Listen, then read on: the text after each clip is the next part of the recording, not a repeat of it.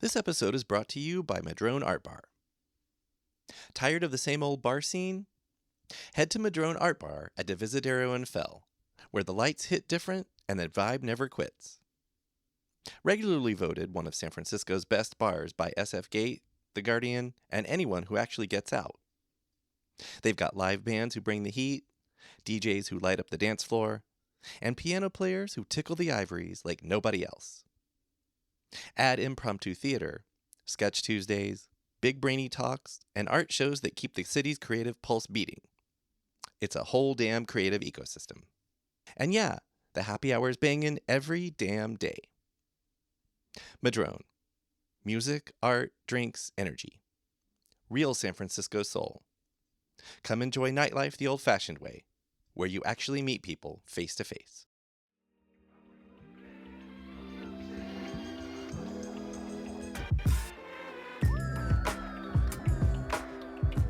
You know, like a lot of the problems of things leaving has been like, I've seen that for, I'm old enough to say decades now, where it is, and Haight Street's kind of had a constant trouble with holding on to things, and we've seen restaurants go in there where you see them go up and you're like, oh man, I don't think you have a chance, I'm sorry.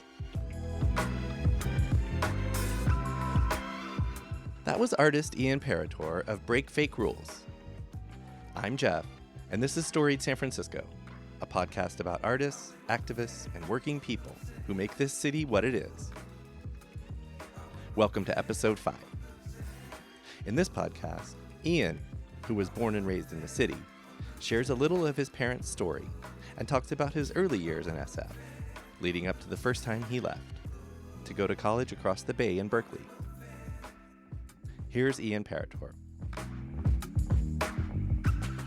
I can jump in. I mean, I'm thinking about San Francisco ties. I'm thinking about working these days in the arts. I'm thinking about, I'm actually moving from San Francisco this week. Timely. To Oakland, just across the bay. Mm-hmm. So that actually is a natural border. The Bay is a natural, like, the line between SF and Daly City, I'm like, some fuck made that up. Yeah. But Oakland, SF, like, that's, and I can get behind that kind of thing. I'm like, but it's awesome over there. It is awesome over there. Like it's it. a big step for me. I'm moving in with my girlfriend of 2 years. We found a cool spot. I'm excited to be back over there. I haven't been over in Oakland living, well, the East Bay, since college. I went to Berkeley. Okay. So that's my time over there, but to get back is going to be really fun. And feeling the emotions of that in the last couple weeks of being really excited, but also leaving this city, and where I was living was Baker Beach, is still Baker Beach. As of this recording. Well, we'll have that moment captured then for perpetuity. Yeah, like it does feel very feeling now for me. leaving. You know, it is what's like going on. And the city's not going anywhere. I have lots of things going on in the city still, so I'll be back. Let's go all the way back into your story. Like I said, however far back in your family story you want to go, or you can just start with you if that's preferred. I can start. Yeah, I think, my family we've been in the Haight for a very long time. I grew up in the Haight. I was born there in 91. So What's your cross street? Page and Clayton. Yeah. My dad's still there. Yes. At the same space. So I still have that Page. Slow Street Page. Yes. We've used the Slow Street of it a couple times, which is really fun for art events. Awesome. Having some food vendors there, having some other local artists set up on the sidewalk. One time we did the street, and we blocked off the street, which was really fun and got a little bit more attendance. So I've seen the neighborhood for a long time. You were when you were born, the people who had you lived there. Yes. And then your dad still lives there. Do you know how long he's been there? It's got to be 79, 81, somewhere in there. Okay. Through the 80s. Good, almost like the 45-ish years. Yeah. Okay. Yeah. Is it a Victorian? It is a Victorian. Yeah. What color? Colors. Painted a couple times. Now yellow on the corner. It is 6 units. Okay. 222, 3 stories high. And used to be 3 flats before. I can't remember when they changed it from, bigger places to smaller ones for more each units. Floor, and they split each floor into 2. Yeah. Yeah. But it is a cool Victorian building. And I feel always very geographically blessed to grow up in the Haight in San Francisco. It's been home like my whole life. It's always been being able to come back to it is amazing. It's pretty goddamn central. It is. You can find a center of San Francisco a couple different ways, but it's right there. It's made me spoiled. Anything longer that's like a 15-minute journey feels long to me. Yep. So, do you want to go into any of your parents' stories, or are we going to start with you? They're both artists. Okay.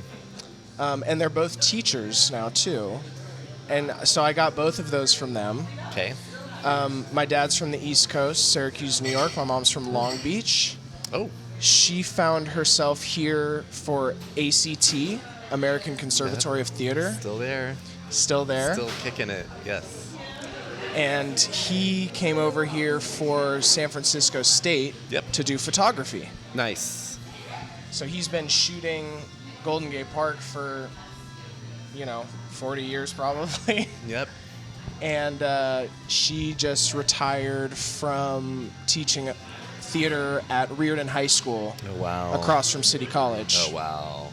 Yeah, Shit. and that was really, it was cool to watch her do her thing there. She did 2 productions every year, a fall play and a spring musical. Yes. So I guess, like just having both of them as an art influence, I think caught up with me eventually. Oh, okay. We'll get to that. Yeah. Do you have siblings? Younger sister. Okay. She's a painter. There you go. How old were you when she was born? Do you remember it? She was 5, or I was 5, not she was 5. You remember it? I remember it, yeah. Someone I had on the podcast recently, Shrey, got to name one of his siblings. I think his only sister. Seriously? Yeah, he was like, yeah, I got to help name her. I was like, that's, because I'm the youngest. I'm like, I never had that. Whoa. That's fucking awesome.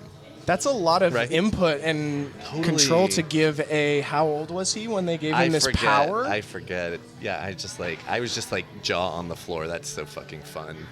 Not that adults are great at naming kids sometimes anyway, so. Correct. Right? You'd be like, oh, it was just kind of lazy of his parents. Lazy or like overly creative. Oh, yeah, right. In the other direction. And just where like it's see just what like, sticks kind of thing. Yeah. I always just think like, man, you had to like add some humor. This kid's got to deal with this every day. Right. Did they just approve the first thing he said? You're just like, run with it. No, but you do. So you were born, let's say, late 70s, early 80s. You came into this world? 91. Oh, that's a little later. 91. I think I was thinking about what year you said your dad moved into that place. So it was he landed there. Okay. Yeah. Do you know he landed there. He's the only place he's lived in San Francisco. Amazing. For over 40 years. Do you know any stories before you came along that happened to your dad when he was over there? Like both my parents are natural hosts, so they would host a lot of parties, dinner parties. One of them was described whenever I thought that I had a good party. We're at the point now where my dad, if I want to have people at his house, I just tell him, and that's okay. Right. He's normally not there. He'll be out of town or something like that. But every time I think I had a good party, he will refer this, one or multiple times where the hallway was so crowded that people had to go in and out through the living room window. Oh God. Yeah. And they were. Is that like a railroad apartment? Railroad? Like with the skinny long. Is that what that's called? Yes. I heard it called that. It is that. Yeah. It's a railroad apartment. And I know that he was big in the restaurant scene, and they were also into like south of Market scene. I still haven't gotten many of those stories. That's okay. But Wait, you mean big in the restaurant scene as he was someone who went to restaurant? He was also a general manager at a restaurant. There you go. That was before he got back into teaching. Do you know any of the restaurants he GM'd? Stars. Ooh. Donatello. Yeah. Garibaldi's. Yeah. Still there. Yeah. Beach Chalet. He Still opened there. Beach Chalet. Oh wow! See? Yeah. This is great. And the Icon. That was. Oh man, what did they do? They did like the first. Some internet first took place at the Icon. Okay. First email. The first email. The first on The first troll. Played Scrabble with somebody in Germany or something like Oh, that. shit, I can't really? Remember. Yeah. Okay, well. Quite a few cool ones though. We don't fact check on stories, so. Awesome. It was maybe one of those or maybe something else. We like this. Okay, so that's some of like what your dad and mom were up to, but let's get now to so you were born 91. 91. Okay. So what was San Francisco like? What was your life like in the mid to late like 90s? Like your some of your first memories. Probably mostly the park and just not having a backyard, but the park being your backyard. Yeah.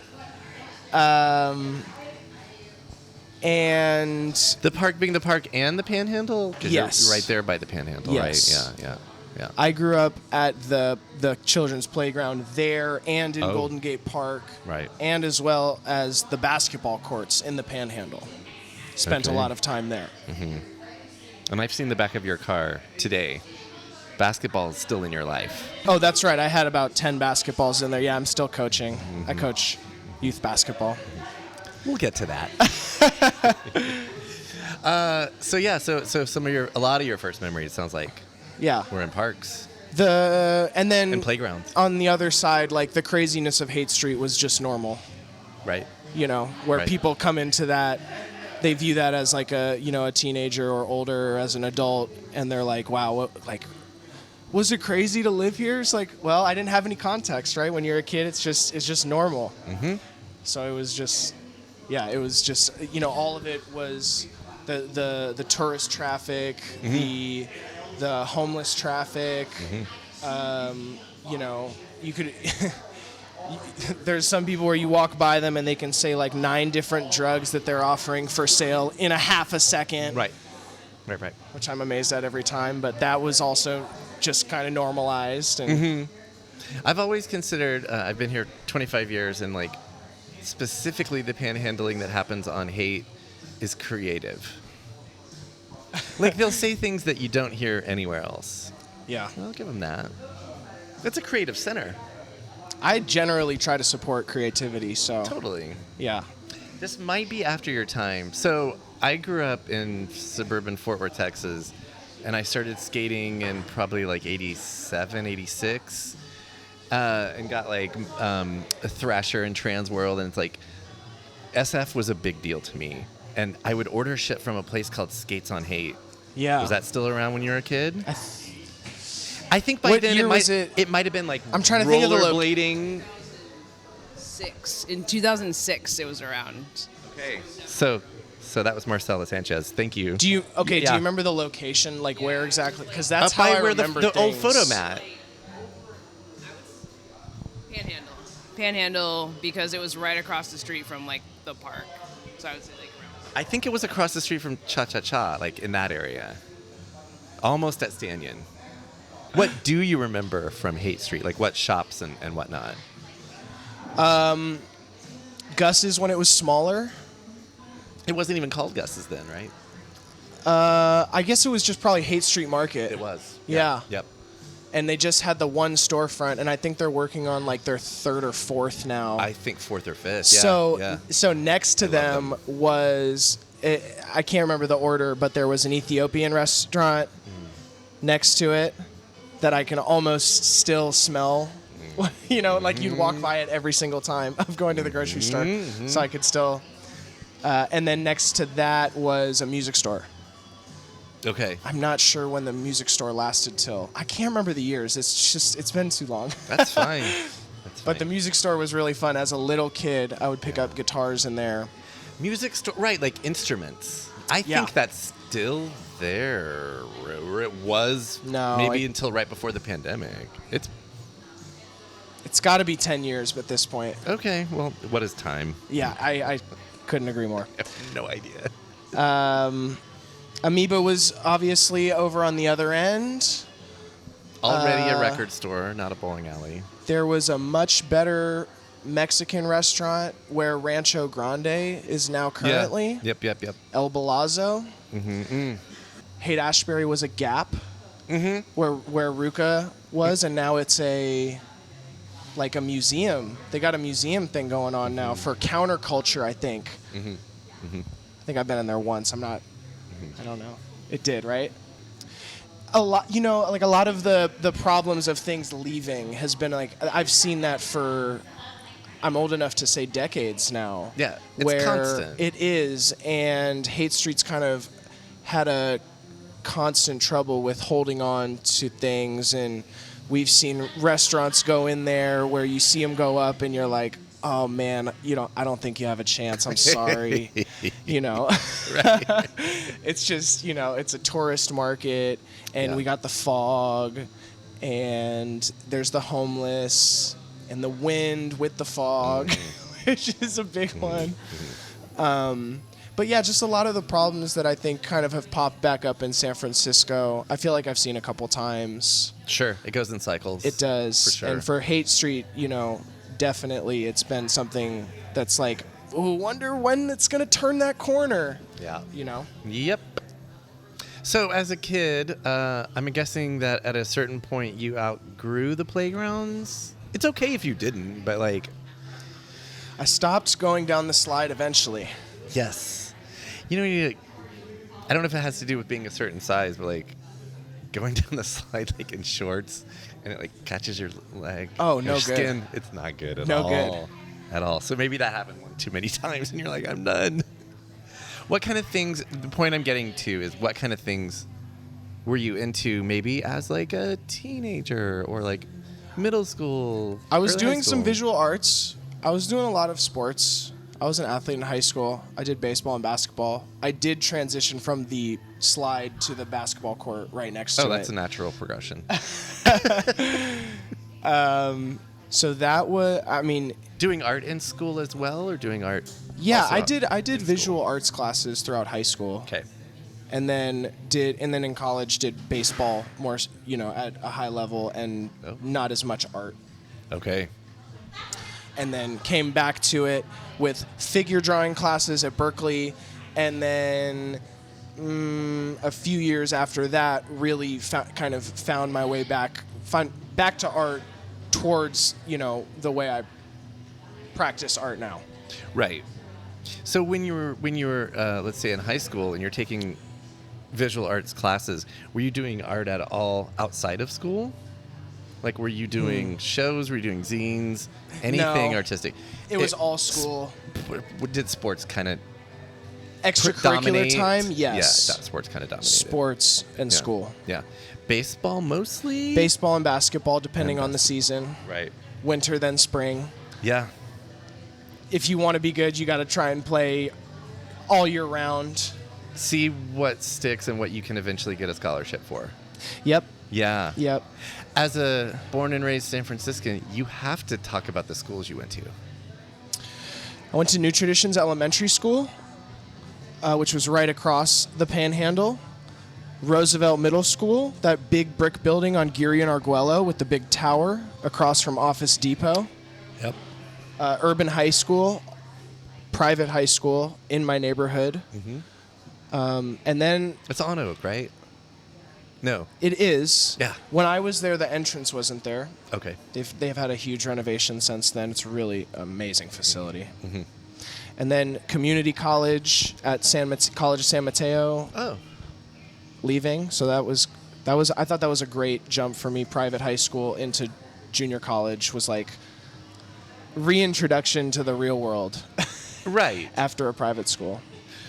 And away from home, but not. Did you still live? I did. I lived at home, Here. and then when I went from junior college to the East Bay, I lived on my own. Got it. So I'm doing that again now. Was that a big jump for you to leave home, or were you ready? I was excited for it. Yeah.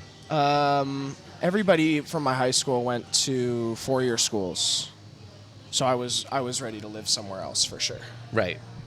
And so, was it ever a question anywhere but Berkeley? Like, did you try other places, or is that where you kind of really wanted to go? As a senior in high school, I wanted to do like East Coast, like a small East Coast school, which was kind of just what was cool in the high school. And then very slowly discovered I didn't really know what I wanted to do. Came close to going to a small school in Salem, Oregon. Oh. And ultimately just decided to not spend much money while I don't know what I'm doing. And my parents really helped me with that decision. Junior college is amazing. I still have Berkeley on my resume. And those first 2 years were way cheaper. Can I ask why CSM and not City College? I didn't want to go to City College. I was a stubborn teenager. I was like, it would have felt like a failure for no concrete reason. Okay. Other than just going from like a school in San Francisco to the City College that's right down the street. Right. And San Mateo had a really good baseball program. That might be. That's And Yeah. that was very attractive also. Yeah. So it was like a 30, 40-minute commute down there. But for the training that I got, it was worth it. It was a great like professional feel to playing baseball. So that changed the game for me and like changed expectations. I really credit those couple years with like learning self-responsibility and having to like pull your own weight like on a team at a high level. That was Ian Paratore. We recorded this episode at 540 Bar in the Inner Richmond. Our next episode is a very special bonus podcast you don't want to miss. That drops tomorrow. Then catch part 2 with Ian and hear the origin story of Break Fake Rules. That will be available this Thursday, wherever you get podcasts. Music for Storied San Francisco was produced, performed, and curated by Otis McDonald. Our contributing producer is Aaron Lim of Bitch Talk Podcast. And the show is produced and hosted by me, Jeff Hunt. Now in our 8th season, we have more than 280 episodes available on our website, storiedsf.com, or wherever you listen to podcasts. If possible, please rate and review the show. I want to know what you think. Find us on Substack for our monthly newsletter and more. And follow us on Instagram and Threads at storiedsf. Reach us there or email us at storiedsf@gmail.com. Thanks for listening. Try to stay hopeful in these dark times. Keep being wacky, creative, and kind out there. And we'll see you next time on Storied San Francisco. We acknowledge and respect the first humans of the unceded land we call San Francisco, the Ramaytush Ohlone. We condemn the genocide of these and other tribes across the Western Hemisphere. We honor their legacy and history, and we support rematriation and sovereignty efforts.